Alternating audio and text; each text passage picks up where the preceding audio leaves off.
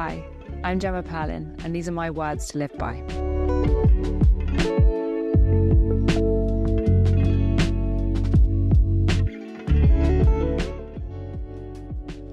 Do you find yourself with a pit of anxiety when you want to tell someone you don't want to do something, that you can't stay late at work, that you ruminate endlessly on exchanges and find yourself walking away from them on a cycle of worry over whether you've offended, upset or disappointed someone? And do you find yourself doing constantly things that you don't want to do, you feel taken advantage of and ashamed of yourself? Are you a people pleaser who wants to break the cycle? And this is for you. Well, this is not obvious advice. I know if it was easy, you would have already broken through this. I'm going to offer you a route to new solutions to old problems. I'm going to show you how to start to break this cycle and begin to please yourself. It is important to start with firstly, what is people pleasing and how it is different to being a kind person. It is this lack of clarity that stops us breaking free, I believe, of this people pleasing cycle. Being a people pleaser is when we strive to please others at the cost of our own needs and boundaries, where we deny our own reality and desires to try and do what we think would make someone else really happy. And it can be used interchangeably with it being an empathetic person. The difference is, when you're doing something just to please another person, you don't feel happy about it, you feel exhausted, resentful. You're editing your behaviour for the sake of someone else's need, the cost of your own needs. You have a sense of anxiety or dread of when the next need of someone else is coming. We say yes to people before checking in to see if there is a yes within us. So we know what it is. Next, why does this pattern develop? I'm going to say something that when I first heard it felt sticky and confronting. Being a people pleaser isn't just about making other people happy because you're kind. It is about you.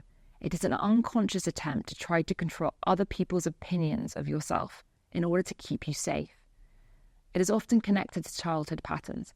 For example, if you never knew that someone was going to get angry, you had to constantly interpret them, and you have to constantly keep interpreting other people, controlling situations in order to be safe, control other people's reactions.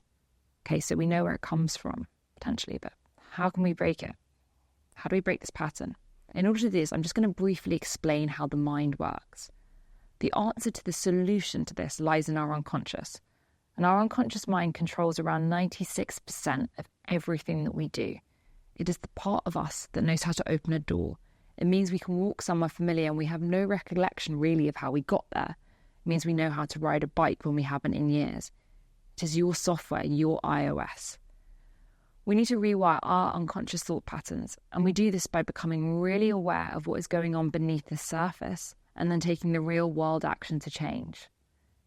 For example, you can know you're a people pleaser, but it doesn't mean you can stop it. You can rationally, consciously know that if you don't go along with someone else's needs, it would be safe, but it doesn't always feel that way, does it? We might be able to get a sense of where these people-pleasing habits begun, and that might be insightful. But science and research shows that finding out why does not actually create the change. 99% of the time, our conscious mind and our unconscious mind are in conflict with each other. The brain works like a computer, so when you give instructions to a computer, it has to be organized precisely so the information can be processed and the computer can perform the task. The brain works in the exact same way. It does exactly what you tell it to do, not what you want it to do. So right now, I'm just going to ask you to do something really quickly. Just close your eyes. And whatever you do not think of a unicorn.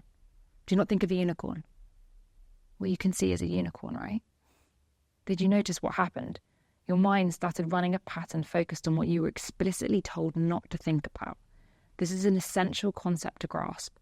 Energy follows intention. So instead of dwelling on what we don't want, let's shift our focus to what we want instead. So if we tell ourselves to not people please, we will. A lot of people think about what we don't want in life. I don't want to say no. I'm worried people won't like me. But what do we want instead? If you didn't have to please people, if that wasn't the outcome, put in a direction of what you want instead. It's often really fascinating when I work with people about this because I kind of ask them, what is it that you want instead? And they don't have the answer immediately. They find it really hard. So how could your brain know? You all made a journey to get places today. If you left the house today, and if you didn't know where you were going, you would put it in a map. And you'd be offered different routes, and our brain is exactly the same. So what would you like instead if you didn't have to people please? For me, it would be to be honest, to start being honest, and it's for you to find your own outcome with that. Some tips and tools to start using right away in terms of to start breaking this cycle. Notice what it is that you want instead, firstly, but secondly, become self-aware. Figure out at the end of each day how much people-pleasing you're doing. That might look like journaling, just jotting down at the end of the day, how much did I people-please today? Because with awareness then begins a choice. Secondly, find out what stops you. Acknowledge the roadblock. For a lot of people, it's about not disappointing people. So just noticing it is okay to disappoint people. We don't have to make other people happy. That you can't always deliver what other people need. My coach made me go out and disappoint 3 people. It felt terrifying. The process can feel really scary at first, but start small. Really ask yourself, what is the cost of the people-pleasing right now to you? How exhausted you are, what a roller coaster you're on, one that never ends. Because as we know, we can never truly be able to know what it is going on in other people's experiences of the world. So how can we possibly please them? Thirdly, find out what it is that you want. Take pauses. Check in with yourself. When someone asks you something, take a pause. Begin to discover your own needs and boundaries. And with that then begins to develop a real honesty. Then you can actually learn how to be honest because you do actually know what you want. And lastly, learn how to self-soothe.